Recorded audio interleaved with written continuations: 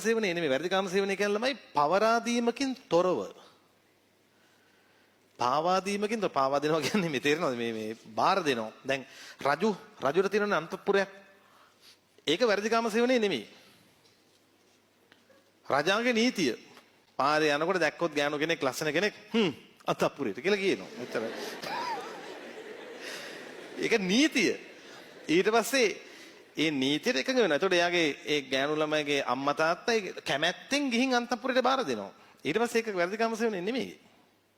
ඒක නීතිය. දැන් රජා හොරෙන් ගෙවල් ගන්න ගියොත් අන්න ප්‍රශ්න. අන්න පුතේ ප්‍රශ්නේ. අන්න කේස් එක. හරි? දෙමව්පියෝ ඇවිල්ලා දොරැල්ල බලනකොට අප්පට රජා මෙන්න. අන්න ප්‍රශ්නයක්. ඒක කේස්. හොඳට කාලෙන්ද ඉන්න. ඒකට තමයි මේක ඕමනා.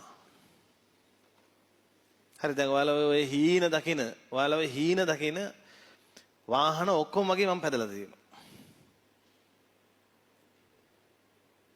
හරිද? ඔයාලා ඔය හීන දකින. දැනටත් තියෙනවා. යන්න ඒ වගේ. ඒ වගේ නොගිහින් කියන්න එපා ඕවා වැඩක් නෑ. ඒක හිතේ තිබ්බට කමන්නේ ඇත්තටම ඔය දාලා යන්න වෙනවා තමයි වැඩක් නැහැ තමයි කවදා හරි දාලා යන්න වෙනවා නමුත් පාවිච්චි කරන්න ඒක තමයි වෙන්න ඕන දේ Taman දිහා දැක්කම වෙන කෙනෙක් අම්මට සිරි මාර ලයිෆ් එකක් නේද කියලා එහෙම හිතෙන්න Taman ජීවත් වෙන්න ඕන ගන්නාතල් එක ගන්න මැරෙන්න කලින් ඔහේ ඉන්න එපා මේ බකමූණෙක් වගේ දැන් අපිට තේරෙන්න ඕන දැන් ඔය සමහර මිනිස්සුන්ට ගතිනවනේ සල්ලි තියෙනවා පාවිච්චි කරන්නේ නෑනේ. කෝටි ගණක් තියෙනවා මේ ඔය වැරහැලි ඇඳගෙන ඉන්නවා. කාලකන්ණි කමෙදි. ඒක අල්පේච්ඡකම නෙමෙයි.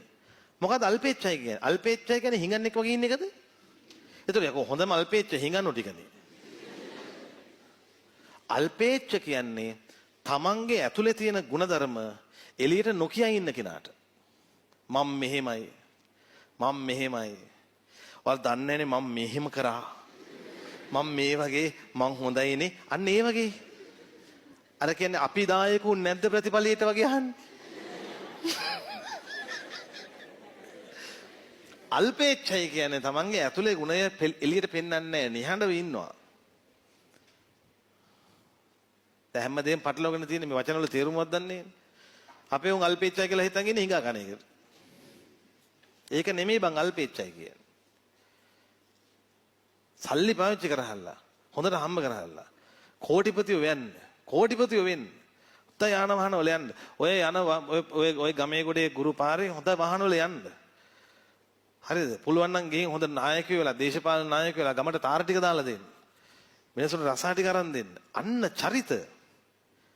ඒ ගමේම ඉන්න තව හිඟන්නෙක් වෙන්න එපා.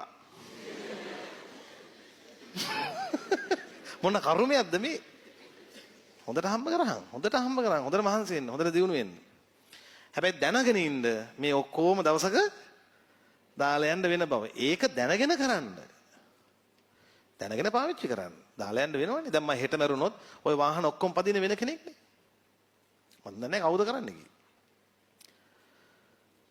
කි අපේ දරුවෝ ඒගොල්ලෝ ලොකු මහත්තයලා පදින දැන් මම හෙට මරුණොත් මගේ ඔය වතු පිටි ඔක්කොම බාරගන්නේ මම නෙමෙයිනේ වෙන කෙනෙක් ඉන්නේ. තේරෙනවද? ඒකයි දාලා යන්න වෙනවා. තේරුම් අරගෙන ජීවත් වෙන්න.